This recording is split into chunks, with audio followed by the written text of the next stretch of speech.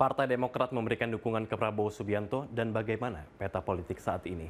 Apakah koalisi besar juga menghasilkan energi besar untuk menangan koalisi? Dan saat ini telah bergabung bersama kami Sekjen Bapilu DPP Demokrat Kamhar Lakumani dan pengamat politik Ujang Komarudin. Ya, selamat malam Bang Kamhar dan Kang Ujang. Selamat Selamat malam, malam, Bang Ali. Bang Assalamualaikum. Ali, Kabar.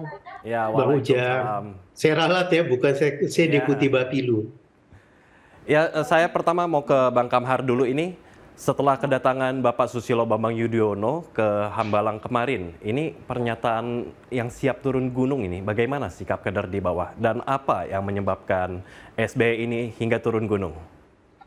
Ya, terima kasih Bang Ali. Jadi apa yang dilakukan oleh Pak SBY selaku Ketua Majelis Tinggi Partai untuk silaturahmi kebangsaan yang didampingi Mas Ketum AHY di kediaman Pak Prabowo di Hambalang kemarin yang didampingi oleh Ketua Umum Partai Politik yang tergabung di Koalisi Indonesia Maju adalah tindak lanjut daripada aspirasi yang sebelumnya secara organisasi telah dilakukan melalui rapat pleno dan Commander's Call yang menghadirkan seluruh ketua DPD Partai Demokrat dari 38 provinsi yang semua aspirasinya adalah pada masa itu untuk selepas Partai Demokrat keluar dari Koalisi Perubahan untuk membangun komunikasi politik dengan dua poros yang ada, yaitu poros Koalisi Indonesia Maju yang mengusung Pak Prabowo dan poros koalisi yang mengusung Pak Ganjar.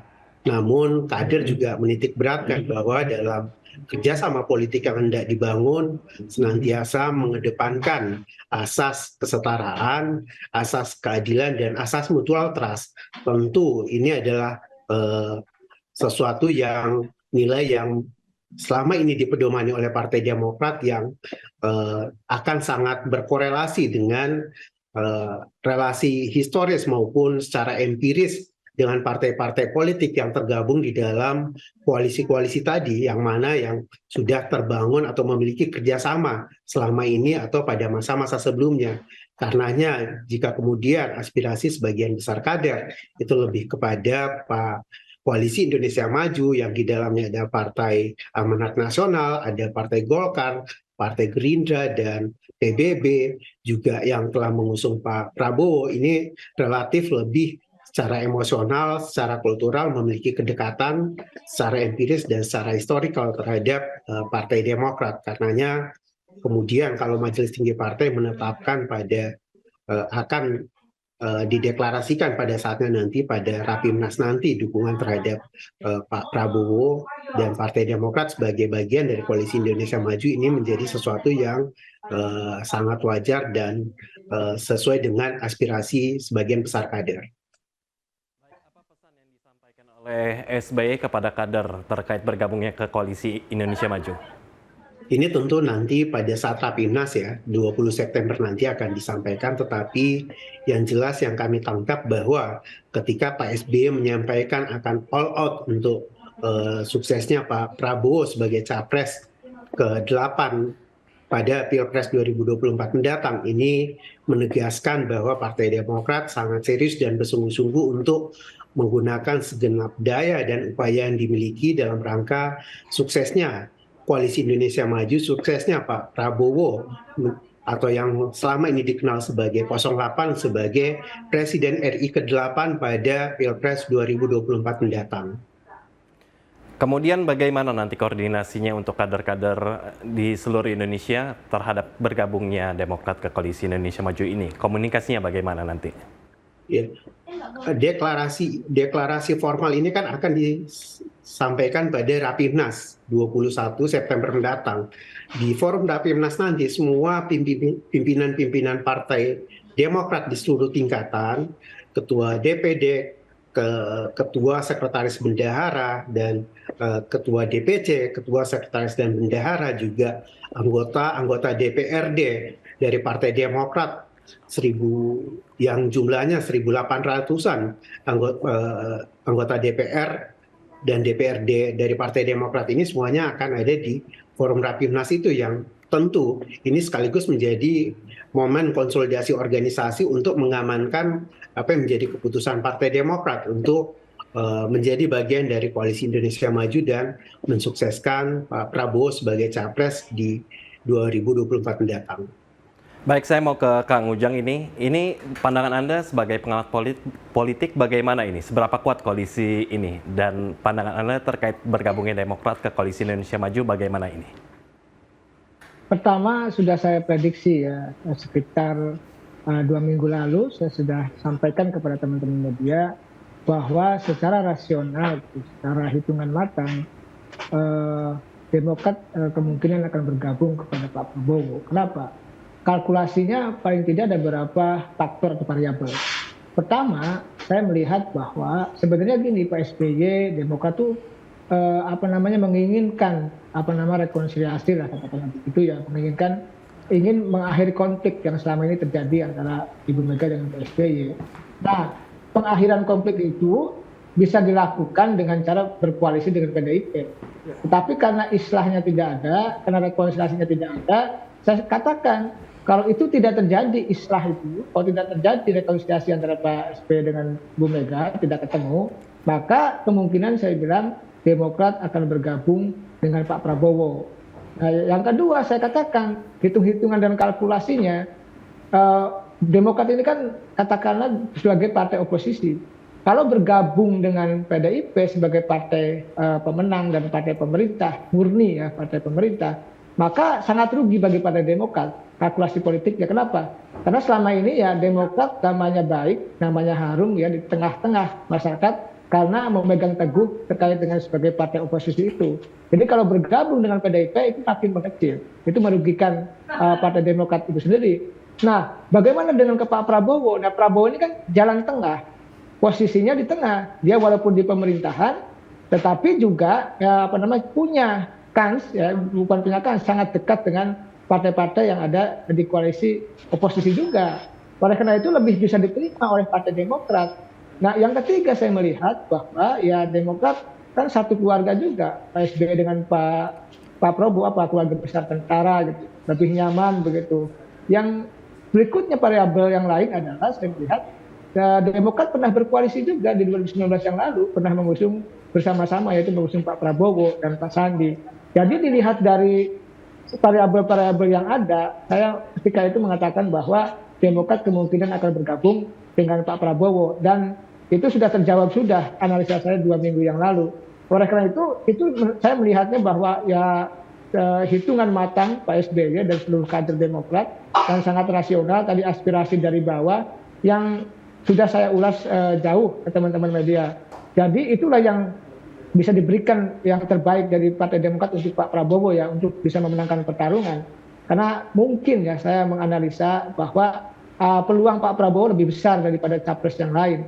Oleh karena itu ya Demokrat sangat rasional saja ketika mendukung itu. Karena pilihannya harus menang.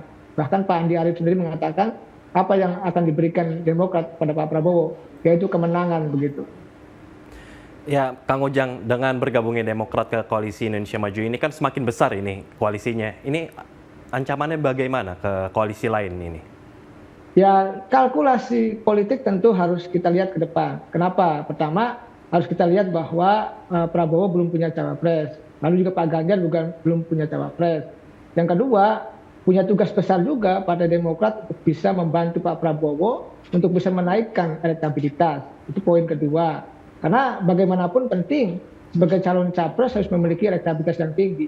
Saya sudah sering jelaskan juga bahwa capres itu dulu Pak SBY 2004 ya, itu elektabilitasnya kan 60%. Kita masih ingat dan memenangkan pertarungan melawan Ibu Megawati sebagai incumbent begitu. Lalu juga Pak Jokowi juga sama, 2014 ketika pertama kali maju, itu naik turun maju mundur lah ya, elektabilitasnya 60% dan menang juga. Nah, oleh karena hari ini kan Pak Prabowo elektabilitasnya di angka 52% saya lihat gitu ya. Maka perlu juga untuk ditingkatkan dan itu salah satunya tugas dari Partai Demokrat juga ketika sudah mengusung Pak Prabowo kalau ingin menang. Nah, saya melihat potensi ke arah sana ya ketika Demokrat full ya hatinya itu gaspol untuk bisa mendukung Pak Prabowo. Saya meyakini bahwa koalisi gemuk yang dibangun oleh Pak Prabowo itu ya akan menguntungkan kedua belah pihak. Artinya menguntungkan Pak Prabowo di saat yang lain juga menguntungkan Partai Demokrat. Saya meyakini itu, Bang Ali. Ya Kang Ujang, seberapa besar ini pengaruhnya Pak SBY ini yang sampai turun gunung nih dari pandangan Pak Ujang? Pak SBY ini kan tokoh bangsa ya yang memiliki banyak pengikut juga dengan pembawaannya yang santai gitu ya. Seorang intelektual juga dengan gaya bicara yang terstruktur begitu. Lalu bisa menjaga wibawa Partai Demokrat, banyak gangguan, banyak halangan, mau dikudeta, tetap masih teguh dalam konteks untuk bisa tadi yang mengawal Partai Demokrat hingga betul-betul tangguh ya dalam menjaga partai tersebut. Nah, dalam konteks dukung-mendukung misalkan di Prabowo, di koalisi KIM, koalisi Indonesia Maju, seberapa besar perannya? Sangat besar, saya meyakini. Walaupun tadi Bang Kamhar mengatakan bahwa koalisi setara, betul. Koalisinya setara, ya masing-masing partai punya hak yang sama dalam konteks untuk bisa bergaining di masing-masing partainya. Tetapi saya melihat Pak SBY punya pengalaman tersendiri. Beliau pernah menang 2 kali, artinya pernah menjadi presiden 2 periode 10 tahun, sangat paham betul gitu kultur ya dari masyarakat Indonesia. Sangat tahu persis juga terkait dengan kondisi pemilu yang berjalan setiap 5 tahunan gitu. Karena paham itu, tentu Pak SBY istimewa dalam konteks itu. Gitu. Saya sih melihatnya seperti itu. Baik, dengan sudah adanya 3 baca pres yang mengemuka, yaitu Anies Baswedan, Ganjar Pranowo, dan Prabowo Subianto, apakah bisa terjadi hanya satu putaran ini dengan bergabungnya Demokrat ke Koalisi Indonesia Maju? Bagaimana pandangan Anda, Kang Ujang? Kalau 3 pasangan atau 3 poros, agak sulit untuk bisa satu putaran. Biasanya kalau 3 poros itu 2 putaran, karena tidak akan ada yang bisa menembus 50+1.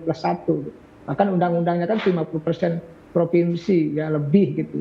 Jadi kalau kita berkaca pada aturan yang ada, maka agak sulit bagi capres-cawapres termasuk mohon maaf ya koalisi KIM ya yang mengusung Pak Prabowo untuk bisa memenangkan satu putaran. Jadi dalam sejarah pasca reformasi kita sekuat-kuatnya capres yang ada gitu ya, itu agak sulit untuk bisa memenangkan satu putaran kalau porosnya 3. Tapi kalau porosnya 2 iya. Tapi kalau 3, misalkan Pak Anies dengan Pak Imin, lalu Pak Ganjar dengan pasangannya, Pak Prabowo juga dengan pasangannya, agak sulit setiap capres maupun cawapres termasuk Pak Prabowo untuk bisa menaklukkan kandidat lain hanya dengan satu putaran. Catatan saya kalau 3 ya 2 putaran begitu kalau 3 poros. Baik, saya ke Bang Kamhar dulu kembali ya. Ini kalau dari Bang Kamhar sendiri bagaimana ini pandangannya? Apakah bisa terjadi satu putaran atau gimana ini Bang? Silakan Bang. Ya, kalau mencermati hasil survei yang ada saat ini ya, yang telah dirilis oleh berbagai lembaga survei, termasuk yang rilis survei pasca deklarasi paket komplit Anies Muhaimin, rasa-rasanya sulit untuk ada hanya satu putaran saja jika 3 pasang yang terbentuk pada Pilpres mendatang. Karenanya yang paling make sense atau paling rasional dari berdasarkan hasil survei yang terpotret saat ini, kemungkinan besarnya hanya akan berjalan 2 putaran.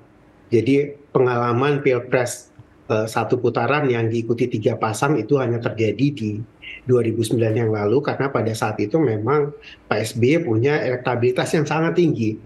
Bahkan ketika beliau memilih Prof. Budiono sebagai pasangannya, sementara kompetitornya adalah figur-figur yang sebelumnya sudah pernah menjadi kontestan dalam Pilpres, itu menjadi berbeda karena pada saat itu elektabilitas Pak SBY-nya memang jauh di atas yang lain. Tapi saat ini agak berbeda karena secara relatif tingkat elektabilitas antara masing-masing capres itu tidak terlalu berbeda jauh secara signifikan, utamanya antara Pak Prabowo dengan Pak Ganjar. Jadi sampai saat ini berdasarkan realitas saat ini yang tercermin dari hasil survei, yang paling memungkinkan adalah ini 2 putaran. Tetapi terus kita berikhtiar semoga dengan waktu yang tersedia masih ada 5 bulan lagi, ini memungkinkan untuk kerja-kerja politik yang dilakukan secara efektif, semoga saja bisa 1 putaran. Tapi kita realistis bahwa saat ini akan ada 2 putaran. Baik, suasananya bagaimana ini kemarin Bang pas berkunjung ke Hambalang? Bisa diceritakan seperti apa ini Bang? Ya tentu kita sama-sama mencermati ya, menyimak dari media sosial maupun media yang telah memberitakan ya hasil pertemuan kemarin berlangsung dalam suasana yang sangat penuh dengan kekeluargaan, saling menghormati, dan cair sekali karena tadi yang saya sampaikan di awal, dengan semua partai politik yang tergabung di Koalisi Indonesia Maju ini pernah punya histori atau secara empiris pernah bekerja sama dengan Partai Demokrat. Apalagi Pak Prabowo dengan Pak SBY ini memang sudah terjalin hubungan yang baik sebagai sahabat sejak di Akademi Militer. Karenanya tentu suasananya sangat-sangat cair sekali, sangat-sangat penuh keakraban dan penuh nuansa kekeluargaan. Ya, kita saksikan sama-sama di senior-senior mereka pun yang hadir, ada Pak Wiranto, ada Pak Agung Gumelar. Ini juga semuanya punya historical hubungan yang baik baik dengan Pak SBY maupun dengan Pak Prabowo.